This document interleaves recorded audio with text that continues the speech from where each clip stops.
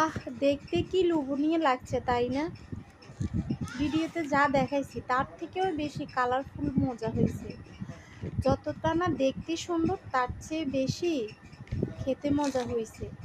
আপনিও হয়তো জানেন না, এভাবে সবজি খিচুড়ি রান্না করলে আমার আর কিছুই লাগে না।